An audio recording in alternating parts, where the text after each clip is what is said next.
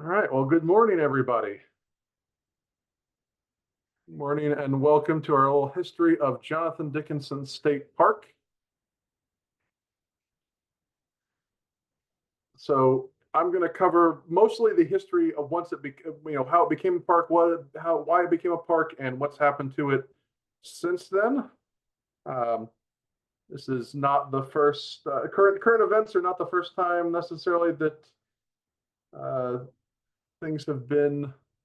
Oh, oh, sorry about that.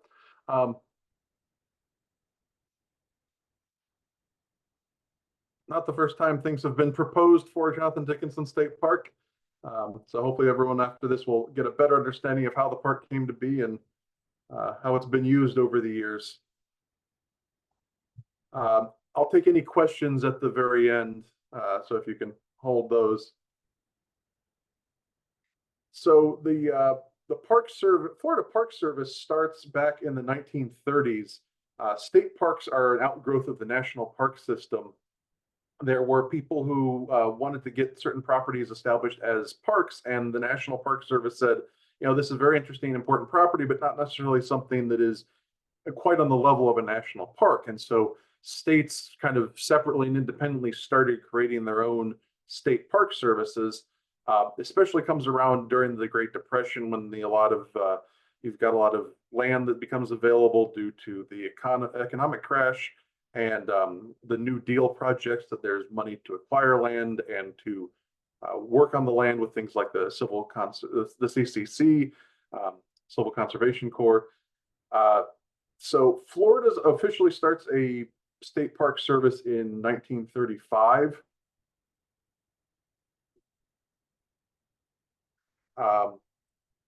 But the first state park was actually before there was a park service. It was called Royal Palm State Park. It's now part of the Everglades that was absorbed into our Everglades National Park when it was formed, but that was managed by a women's club. There were a couple historic monuments that were special line items in the annual budget every year. They weren't directly managed by a park service. So 1935, they've got the CCC. They set up the 8 original state parks around the state. Places like Turea, Myakka River, things like that. There's an extensive survey done, a couple of them, to establish where state parks should be located. So a lot of the future state parks that will be preserved in the coming decades, all the way up through the 21st century, are surveyed in the 30s. Some of the obvious things like natural springs that they want to preserve. Some of these become state parks early on. Some will get acquired by water management districts later, or eventually the State Park Service. They do look originally in this area at the upper St. Lucie River South Fork, probably near where Halpatioke Park is built today. But the conclusion was that it's too near the ocean to compete with beach attractions. But the report recommends instead looking at the area between Jupiter and Stewart as an alternative location. So a follow-up survey through the Emergency Relief Appropriation, the Works Progress Administration, some New Deal programs. That second survey includes the area between Hobe Sound and Jupiter, originally looking also at part of kind of middle Jupiter Island, potentially for beach access as a state park, a game refuge, and maybe even a state forest. The report, however, concludes that even with the depression going on, the price of the land, particularly the beachfront property, it's just unacquirable in terms of cost. So the idea is kind of tabled at that time. The State Park Service will get its first 8 parks up and running by World War II. Historical monuments that were originally independently monitored and managed would be merged into the Park Service after World War II. Park Service is originally segregated. It's Florida, it's the South at the time. They get desegregated when the NAACP sues them in the 60s.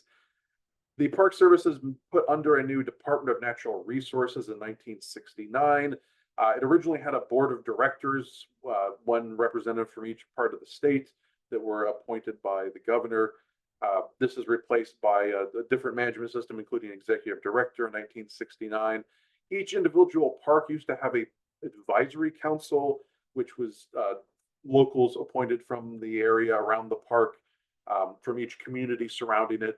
Those are also abolished for around this time for just, they just decided they weren't really necessary anymore due to the growth of the Park Service. In 1993, the Natural Resources Department is merged with the Environmental Regulation Department. That creates the DEP that's still around today, still managing the state parks, the state historic sites, the state aquatic preserves, state trails, things like that. About 175 parks today, plus the state aquatic preserves. So this is just an overview of what the park looks like. You've got US 1, of course, over on the right-hand side. This area between the railroad and US 1 is basically all sandpine scrub with a few depression marshes in there. Everything east of US 1 over here in the 60s became Hobe Sound National Wildlife Refuge. They also have part of the property, some property in Jupiter Island. You have the two forks, the sloughs that are the upper forks of the North Fork of the river that come together south of the Park Road and feed down into the Loxahatchee River North Fork. The Park Road here goes out, of course, to the river area, which is built especially for the park access, which I'll talk more about. You got the nature trails. Most of this area in the northwestern part of the park is pine flatwoods with some, you got Kitchen Creek running through the middle of it, which is a major tributary of the Northwest Fork. A couple of primitive campsites out there, the horse trails. The southern part of the park, you have the Boy Scout and Girl Scout camps, which I'll talk about. Jupiter Hills Country Club was at one time part of the state park. I will discuss how that came about. So before the park is formed, you have Native Americans in this area going back thousands of years. There's a couple identified sites on one on the North Fork, a couple in the Kitchen Creek area. Not very big sites, not really well studied. The habitation, permanent habitation, at least like village sites, were more along the closer to the rivers. You've got a large complex around Jupiter Inlet, so not as many identified sites within the park's property. There are more sites up toward like Riverbend Park, which is outside of the state park property. My phone was still measuring, was still on when you stepped on it, so now it thinks your weight is my weight. Isn't there a way to edit or delete it? What just happened to them? Getting you. I think touch it. All right. So the Native Americans undoubtedly hunted and fished in the area, and just probably less, not so much a permanent settlement, just kind of moving through and using the area. Just we don't have a lot of sites, and they haven't been really well studied, so we don't really know a whole lot about specifically when and where for the most part. More toward the river areas, though, from what we do know. There were some homestead grants in what's now part of the park, especially on the eastern part of the park, connecting to generally from the where the railroad was built over to the Indian River Intercoastal. A lot of pineapple farmers in the 1890s and early 1900s. That sandpine scrub the sand is well drained, so it's good for pineapples. Down in the west of Kitchen Creek, down near the Loxahatchee River, there was a sawmill by a guy named B.K. Hunt back in the turn of the century time period. There is the old mythical sawmill engine that's back there. It looks a little bit like a locomotive, but actually more like a towed engine. It looks more like a tractor if it was intact. Just something to power the sawmill. It's thought to be from the original sawmill in the turn of the century time period. There was later logging along the Kitchen Creek area and Cypress and Loxahatchee River around 1940. So there is some chance it may have actually been from that. The railroad comes through in 1894. A county road between West Palm Beach and Stewart is built along the east side of the railroad. It becomes Old Dixie Highway. It will be shut down when Camp Murphy is established in World War II and just never put back into service. Some of that's the bike trail today. The road bed's still there north of the Park Road. They do want to turn that back into a paved bike trail in the future. There's a subdivision down in the behind County Line Road called Highland Terrace. That's a 1920s land boom development that barely ever breaks ground. Just a lot of lots get sold down there, but few, if any, houses. Trapper Nelson establishes camp on the Northwest Fork, and it becomes a tourist attraction. He basically picked out the head of navigation on the river to settle in, and there was some kind of established camp or cabin already there that had been abandoned that he took over. CDS Clarkson from Jupiter Island is responsible for buying up a lot of the riverfront area for the logging.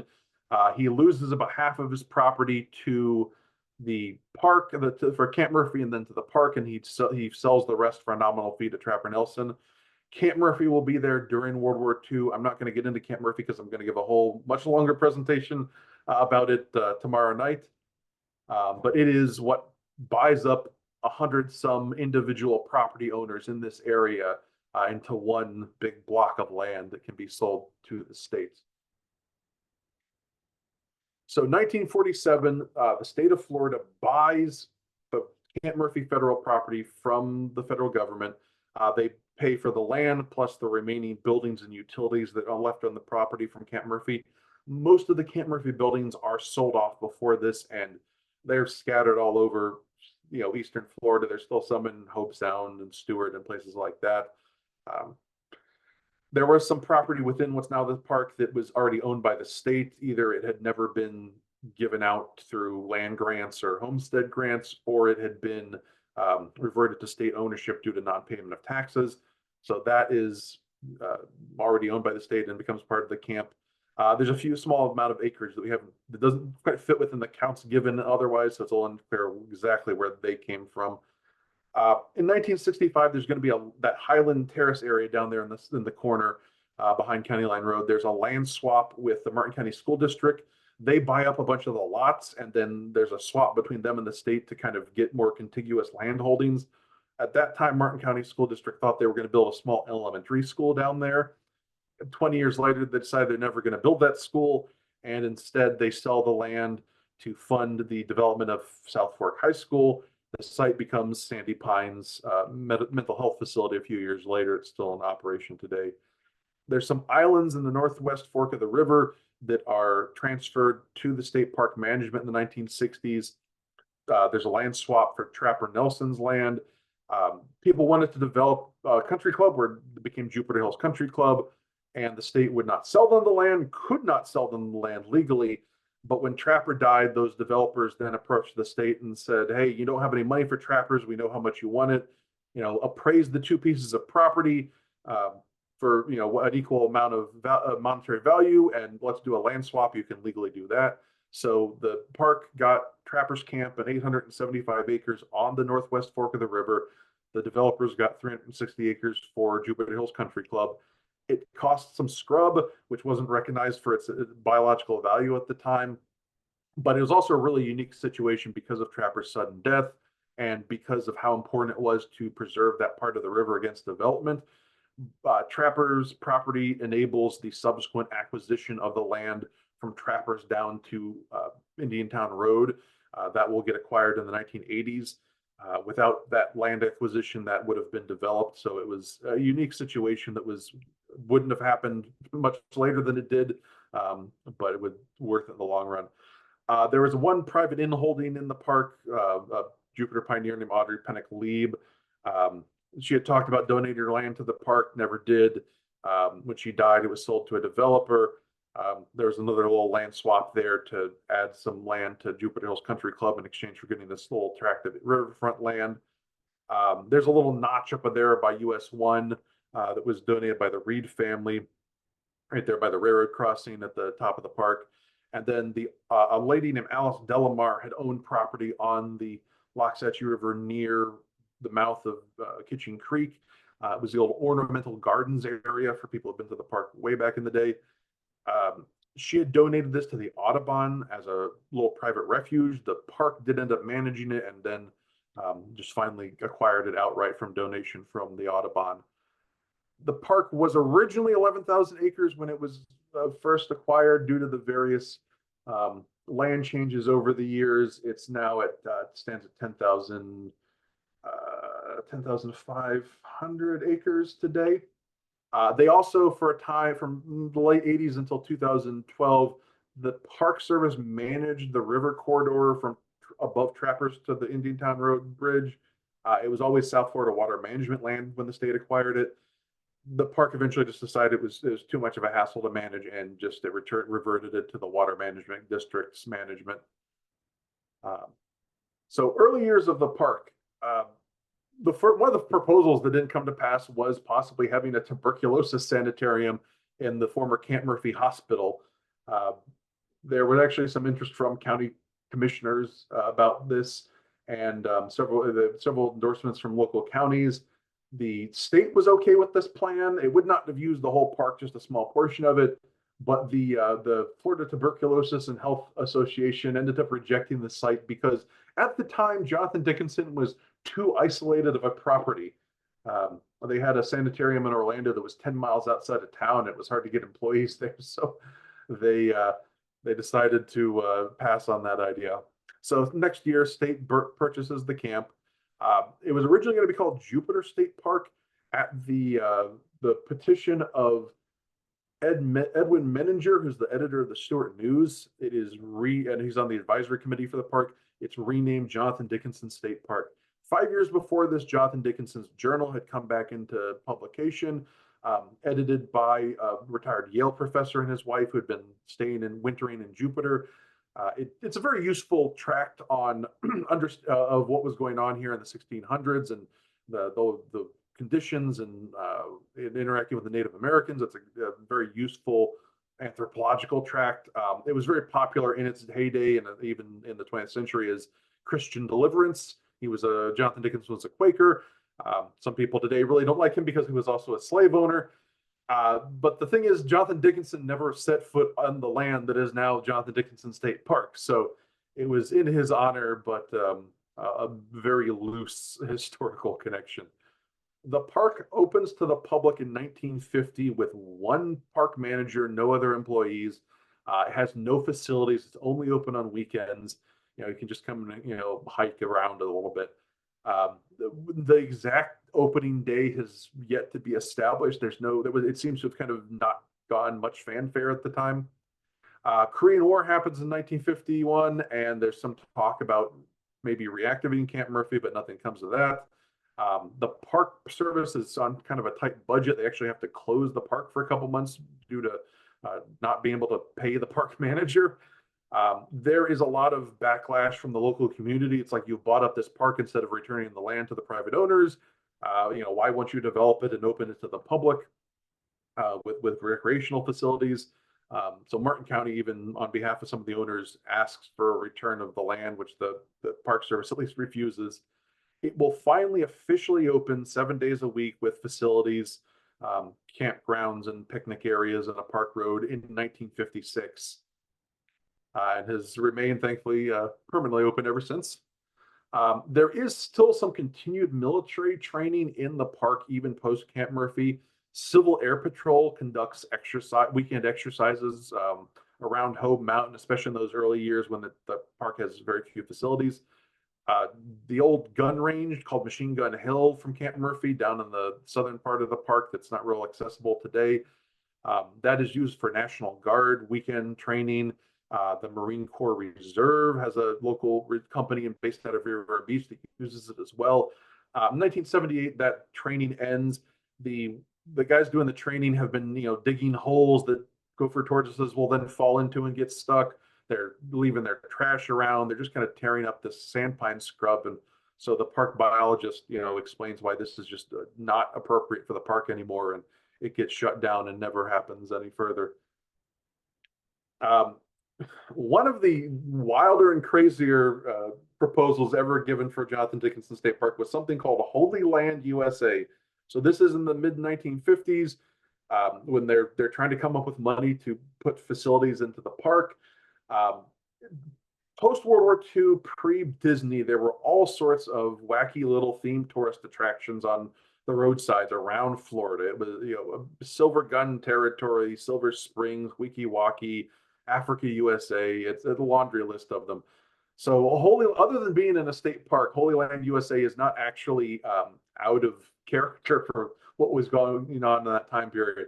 It's the brainchild of the guy in the middle here, Eddie Dowling. He's a devout Catholic and a Broadway producer, and he just has this vision of a 1 square mile scale replica of the Holy Land somewhere in the United States, and he sees Florida as the best place, especially the rolling hills of the park remind him of Israel. Um, there is a disturbing amount of local governments that are just like, hey, this will be a swell idea for tourism that get on board. And there is pushback. Premilia Reed, who had been a big advocate for the park's acquisition to prevent commercial development, and Edward Menninger, who came up with the Jonathan Dickinson name, is also claims to have been a big proponent pushing on the state to acquire the land. But Premilia Reed, she says during this whole proposal, it seems to me this attempted raid on the state park system runs directly contrary to the basic concept of conservation of state and national parks, of which we can all be so proud. This is a highly precarious promotional adventure which would have brought no credit to our state park system or to Martin County. Words that still ring true today. There's also a great letter to the editor from a guy named Alfred Mornowick, as a Stewart resident.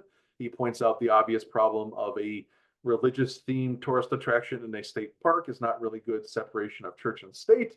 But he also points out that the state park is a natural beauty spot that belongs to the people. It should be developed with dignity like other parks in Florida, where the people can get close to God through living by the beautiful woods and streams and in the camping spots. He also points out that the Holy Land was asking for a 99-year lease, which would be an enormous wedge for big corporations to establish a precedent for getting control of state property.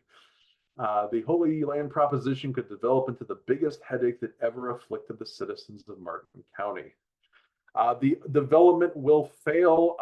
It was initially approved, and tentatively approved, and then the state park board of directors changed their mind, and then the chairman was termed out on the board, and a new person came in and had second thoughts, and then Eddie Dowling couldn't come up with the money, so it was all a moot point. I have a feeling that some people on Jupiter Island, like Premilia Reed, made sure that people who had purse strings that might have supported a development like this kept them closed to Eddie. So the whole thing never breaks ground. Thankfully, it would have been smack dab in the middle of the areas that were later proposed for golf courses in the park. Again, this is the 1950s. They're worried about money, and they don't realize that sand pine scrub is a rare and endangered habitat at this time. There will be an unrelated Holy Land USA open in Connecticut in the 1950s. And of course, some people may remember Holy Land Experience in 2001, opened up in Orlando. Also just similar theme, but unrelated to this original Holy Land USA idea. This plan got far enough that there is a map here that showed up in a newspaper, laying out the riverfront area that was developed for recreation, and then showing where the Holy Land site would have been here, smack dab in the middle of the park. The park road ended up getting built in a different location than what's depicted on the map here. And like I said, thankfully, this did not come to pass. So there have been some other giveaways of land from the park. Tonakita was originally part of the Boy Scouts. It was originally part of the Jonathan Dickinson State Park. The Gulfstream Council got it as a conditional deed. So they own it, but they can only use it as a Boy Scout camp. And if no Scout camps there for 5 years, it will revert to the park. When the Girl Scouts came up a few years later and said, we'd love to have a camp of our own in the park too, especially because they had the camp down in Anchorage Point in Tequesta, which was now being, prime development land. So they really needed to sell that off and move. They got a lease, which they still have active to this day. The Park Service got enough backlash from things like the Boy Scout deed that maybe we should only lease property and not actually give ownership. Down there on County Line Road, the Kiwanis Club of Hope Sound and Jupiter got a lease to establish a small community park that became Tequesta Park and is still there today, right off of County Line Road. Over there in the corner, County Line Road and US 1, the county operated a welcome center there for people coming down, because this is before I-95, remember. So your people coming to Palm Beach County, a lot of them are coming down US 1. And so they had a welcome center there, free orange juice and tourist information for Palm Beach County. This will end by the late 1960s. As just not, they decided it's not necessary anymore for tourism. The property then became a volunteer fire department center and a Florida Marine Patrol office, which the Marine Patrol is still there today. They're now part of FWC. Another lot over there on County Line Road is later leased to Martin County Fire Rescue. It's Station 36 today, still in use. If the fire station there ever closes, it will go back to the park. This is what Pine Grove Campground in the big campground at the front of the park there looked like in the 1970s. The campground, the hospital at Camp Murphy was the one part of the camp that they really just bulldozed and tabled everything. And so all this disturbed area allowed Australian pines to come in large numbers, made a nice place for camping. As you can see, the Australian pines got quite big. But over time, we realized that, Australian pines are not a native species. They crowd out a lot of other native species that should be growing in places like that. And so they were removed. The 2004 and 2005 hurricanes were a big aid to the Park Service in removing those Australian pines. They got toppled in great numbers. The park has since been replanted extensively in the campground with sea grapes and other native trees, which have been growing up quite well. A lot of them are, approaching 10 feet high and helping to kind of break up the campground a bit. This is an aerial of the riverfront area on the Loxahatchee River that's still in use today. The first dock and picnic pavilion were put in 1955 when there was only boat access to this area. A sand road was graded along where the park road is today to get to here the following year, but there were some delays in actually getting it paved. Excuse me. The other pavilions are added. You can see the parking lot there is in a different location than it is today, and had a boat ramp that has since moved downriver just a little bit. Later on, the park biologist pointed out that, hey, maybe this is a little too close to the river for a parking lot, so it's now an open grassy area with some pavilions today, and the parking lot's been reoriented and moved a little farther from the river, so the runoff from the parking lot asphalt doesn't go right into the river. The river campground will be developed in the 60s along with the beach area. The beach is still technically there today, but people just don't use it very much. It's been shut down on and off over the years due to water safety issues, bacteria counts and things like that in the river. And just we have a lot of nice ocean public beaches that weren't necessarily available back in the early 1960s. So it just doesn't get a whole lot of use anymore. First camp store, the original cabins where they are today, go in the 1960s as well. The Loxahatchee Queen concessionaire starts doing river tours in 1970. Those will later be expanded to go to Trapper Nelson's camp, tides permitting. The Kimball Center as a visitor and education center doesn't actually open until 2006.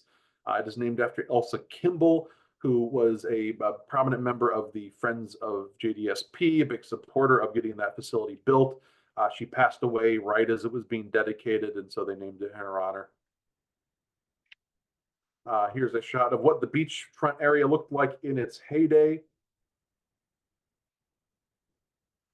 The shipwreck marker that's now just inside the front entrance of the park there by the parking lot was originally dedicated at the old entrance that was a little farther north back in 1961.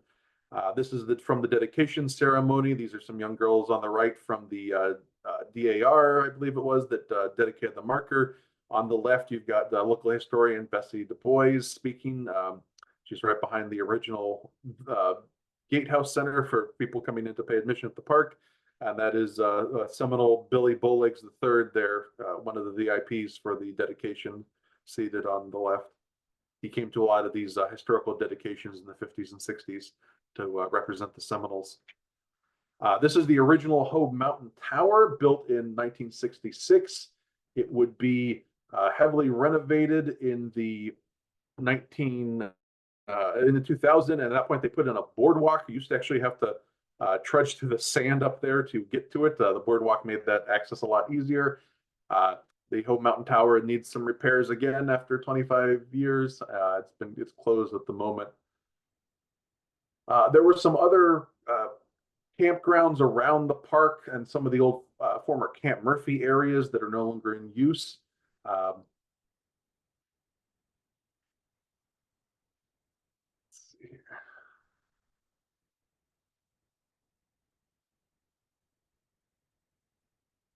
So some of the early improvements, this is what the original the park entrance looked like after, I think this is in the 60s.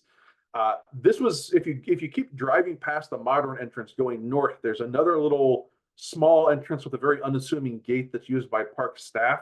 That was where the park entrance was up until the 1980s, what's depicted here.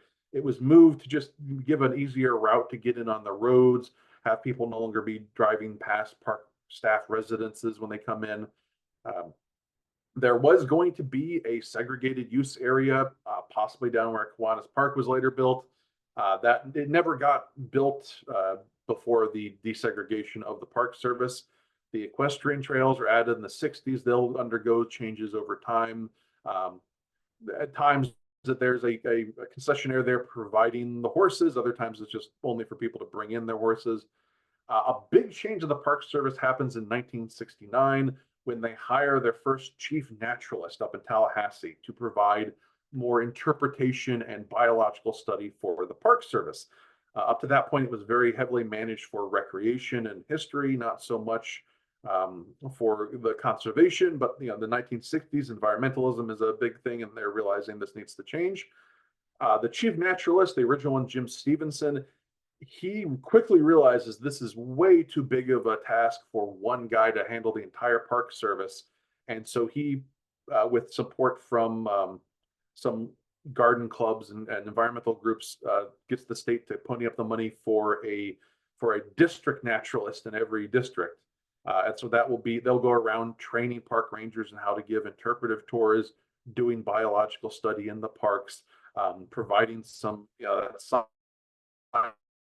scientific background on, hey, we want to build this thing here to improve park facilities. Is this a good place or a bad place for it? Now you can have a scientific input on that. So it's a very important change for the parks.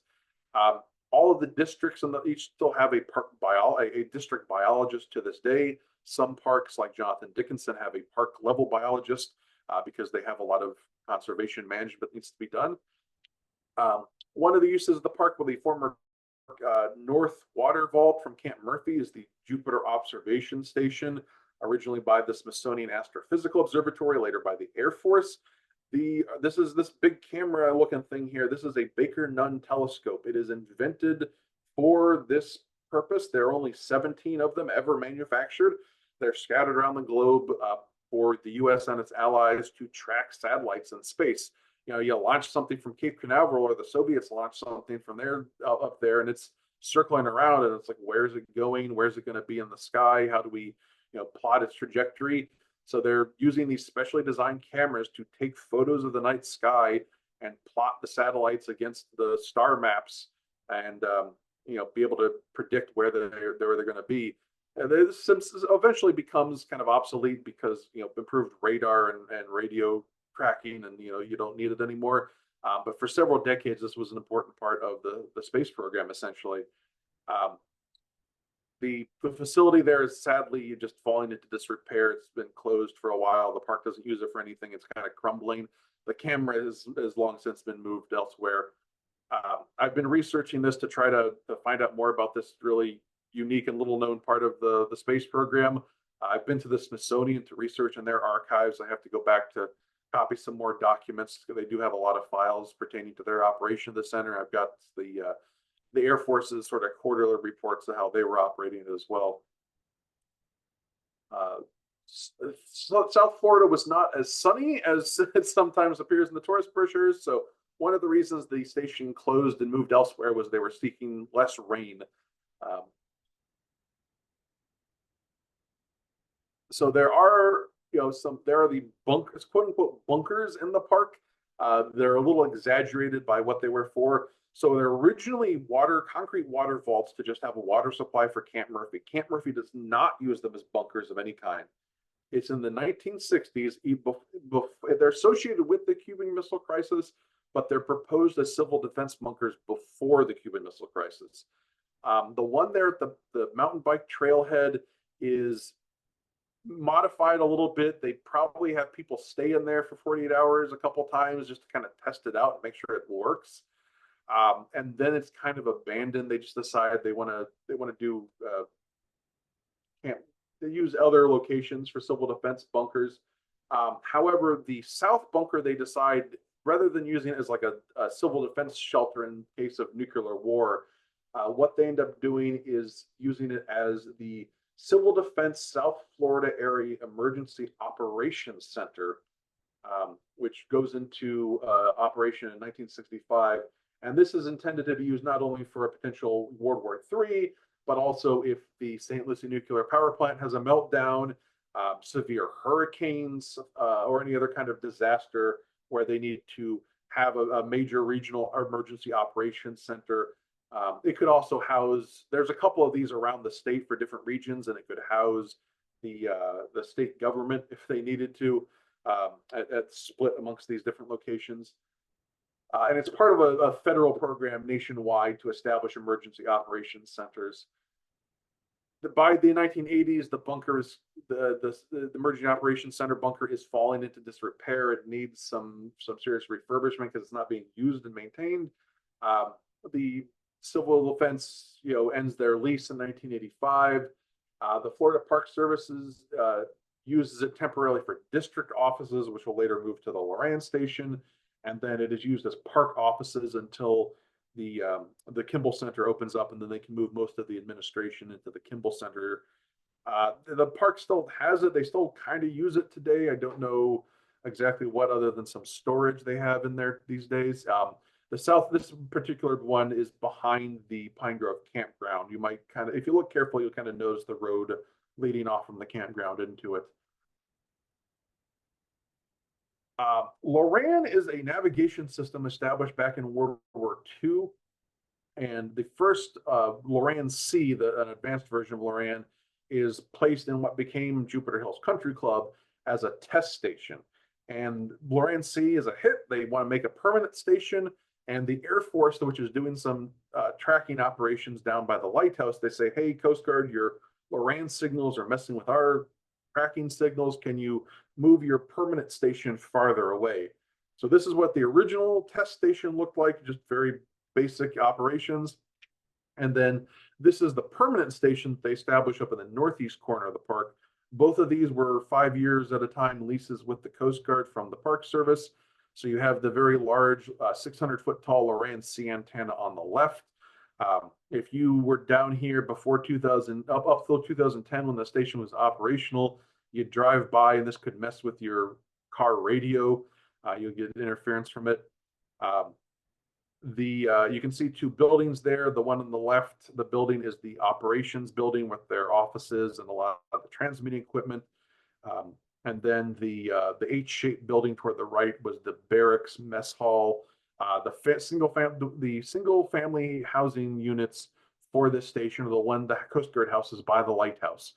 And then the little antenna there, kind of in the foreground, that is the Loran A antenna. It was a combined AC station up until 1980 when A was deemed obsolete, and they only kept Loran C around until 2010. GPS, it was decided, had replaced this enough that they didn't need to keep the system going anymore in 2010. The antenna came down a few years later. Those two buildings are on the Florida Master Site file from 1962. They're historic buildings. They're some of the few remotely accessible or maintained Loran buildings. Most of these stations were in really remote locations, so they're inaccessible and in decay. The Park Service is using both of these buildings. If they ever stop using them, honestly, I would love to see it as a national museum to the Loran network and radio navigation. So Trapper Nelson's site, near and dear to so many people. He closes his camp to visitors in 1960. He dies in 68. The land swap for Jupiter Hills Country Club happens the following year. A Waxahachie canoe trail is established. People canoeing from Indiantown Road down to the park.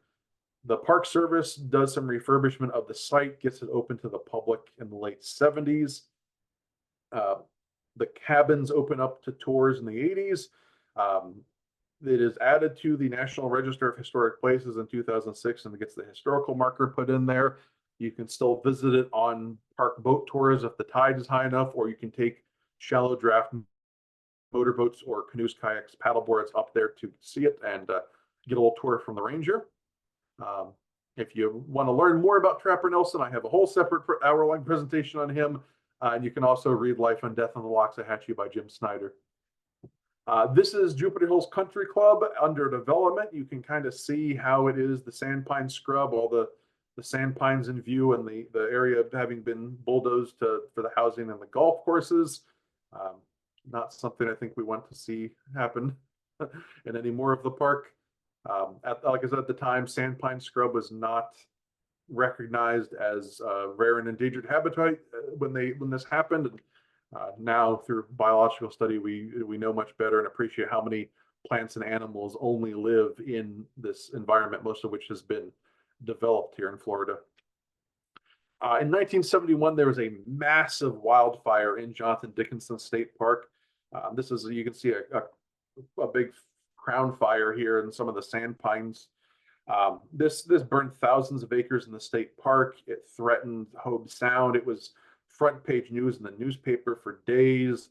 An enormous amount of firefighters from Martin and Palm Beach County came to help out and fight it, and volunteers. Amazingly enough, they saved all the buildings near the park. The Loran station was able to keep operational and keep the fire away.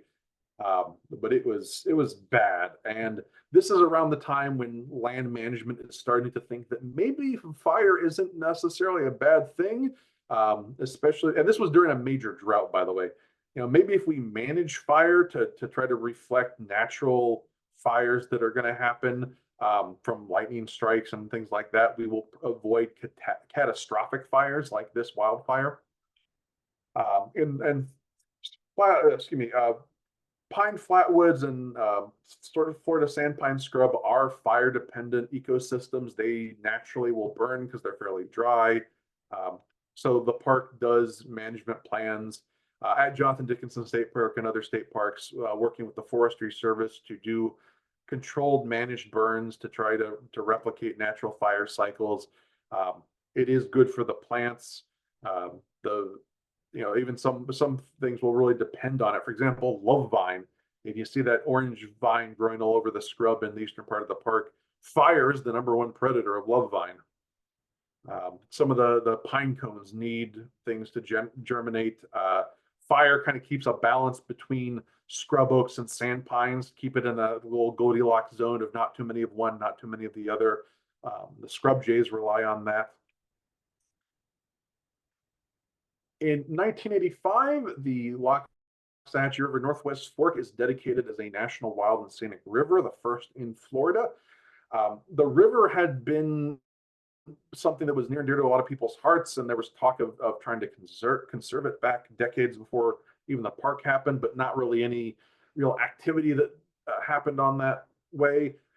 There is some development on the river up toward Island Way that draws protests from a conservation group called the Isaac Walton League and also the Audubon back in 1962. Their protests at the time were unsuccessful, but it is kind of the beginning of what will be a long campaign to preserve the river. Bill Lund, a local construction company owner here in Jupiter, gets involved in 1965 when they're doing dredge and fill on the river near where it's now Island Way. For some of Jupiter River estates up there, and just being appalled at filling in parts of the river and filling in mangrove islands. And it's like, this is how you get Fort Lauderdale. This is how you get the Browardization that people move to Jupiter to avoid. So he really wades into the fight and will become a big champion of this, along with a lot of other supporters. You will eventually get a study by the park in the 1970s toward preserving it, and 1985, the dedication of a national park, or excuse me, a National Wild and Scenic River. This is from the dedication. That's Nat Reed speaking on the left. That's Bill Lund shaking hands with Governor Bob Graham over the plaque there, which you can still see the plaque today on the riverfront area of the park. one of the newspapers, I think it was the Courier, had a wonderful article title about Bill Lund in 1985, that man's 20-year fight ends in triumph. So the river is still, threatened by water levels and saltwater intrusion and pollution concerns today, but this was a huge step in getting a river management plan and getting things going to help preserve it. Some other things that went on in the park. The new entrance, as I mentioned, where you visit the park today, is built in the early 80s. A interpretive association is formed in 1983 to help support park interpretive programs such as Seminole War Living History here by Park Law Enforcement Officer Bob DeGroff. The interpretive association will help fight against a development plan in the 1988 to 1992 period on the west side of the park property, south of Bridge Road, that was going to be Hope Sound Plantation. I think the original plan was something like 15,000 people on a golf course. There was a lot of pushback from the local community that got it shut down. There was what's called a stop camp short-term offenders program established in the park in an area that had previously been used for kind of a group campsite and had been disturbed from Camp Murphy. Nowadays, I think they use it for AmeriCorps intern housing and some of the park volunteer or staff trailers. The short-term offender program was an idea for teenage boys who had been convicted of nonviolent petty crimes to be rehabilitated so that they would not become career criminals. It's originally a state-run program. It does get privatized in the 90s. Some success, some breakouts, and people escaping the camp. And so it eventually will get shut down after approximately 20 years. Some of the later parts of when the camp was operational, I haven't been able to find much information on it. Friends of Jonathan Dickinson State Park will be established in the 90s. The mountain bike trails get started in 2000, but they will be something that you run a ride mostly the day after it gets really heavy rain for the first decade or so, and then later they will get shell rock and so forth and other improvements to make them a little more year-round all weather friendly bike trails that make them so popular today. I mentioned the Kimball Center and Hope Mountain Tower, and then the historical marker for Camp Murphy will be put in 2008. There was a kiosk next to it also talking about the history of Camp Murphy that got broken earlier this year due to an errant driver. Hopefully that will get replaced in the near future. The Camp Murphy preservation was something that had been heavily overlooked throughout the park's history. The park had been very focused on recreation and conservation. Barry Richardson, who was a park ranger since retired in the 90s and early 2000s, is very passionate about history and does a lot of research on Camp Murphy. Eventually gets in touch with Colonel Ord, who had helped establish and run the camp. He is a big influence on getting its history acknowledged and the story better told. If you drive on County Line Road, you will see the giant satellite dishes for the Jonathan Dickinson Missile Tracking Annex. This is leased property since the 1980s for tracking launches out of Cape Canaveral. Now U.S. Space Force, although I believe all the employees there are pretty much all civilian contractors. This was controversial when it was built. A lot of people in the Park Service, especially the park biologists, didn't want it to happen because it was sandpine scrub, but the federal government was able to prevail and get it built. There have been a number of unsuccessful proposals for things in the park. When they're trying to locate the Air Force Academy that would eventually end up in Colorado Springs, there was people looking all over the country. There were a lot of people lobbying to have it put in their area. And one of the places proposed was the former Camp Murphy site. Obviously, it didn't happen. There was some talk about putting a university in part of the property to coincide with Pratt Whitney's opening. Possibly a tropical tree research lab, which at least would have been kind of in line possibly with the Park Service, depending on what kind of trees they were using. The original routing proposed for I-95 wouldn't have taken it right through part of the park. The first park biologist, naturalist, Dick Roberts, he gets in there and literally like his first day on the job. It's like, we need you to write a position paper about the biology of the park and how 95 would impact that. It's like, what a way to start what a way to start your job. 1972, the development was growing in around Palm Beach International Airport, and so there was some talking that and maybe building up the airport in or adjacent to Jonathan Dickinson State Park. That thankfully didn't happen. There was a YMCA proposal that didn't happen, and then of course the 2011 state legislative proposal for a golf course to be designed by Jack Nicklaus that was met with a lot of public outcry, and the legislation was withdrawn.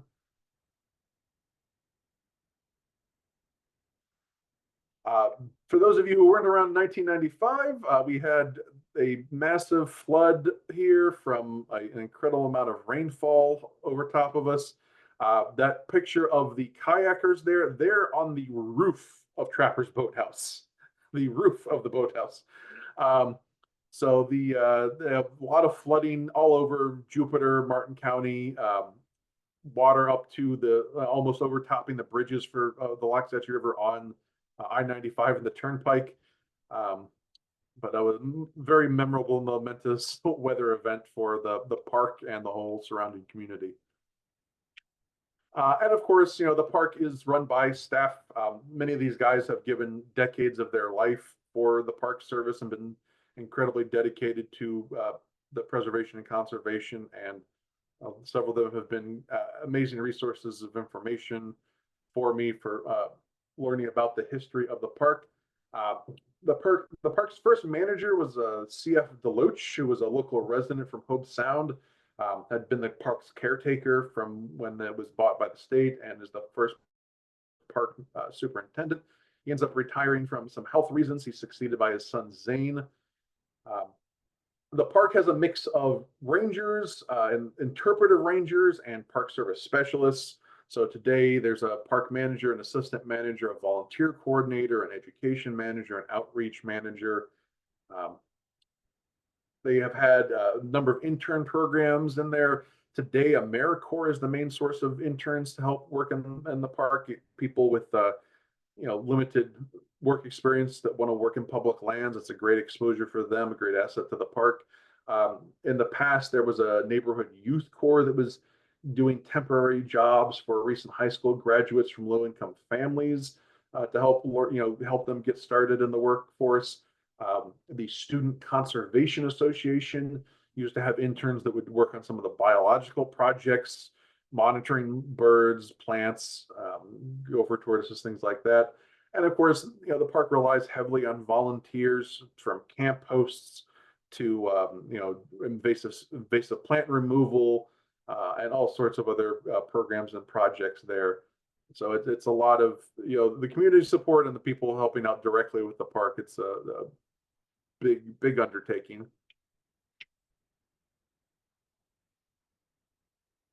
So a lot of thanks to people who have provided information and the research I've done on this subject. And if you want to learn more about Florida's Park Service, track down a book by Nate Landrum, who's a former executive director of the Florida Park Service, Legacy of Green. Great source of information for the Park Service and how it came to be, and just really interesting story about how the Park Service has grown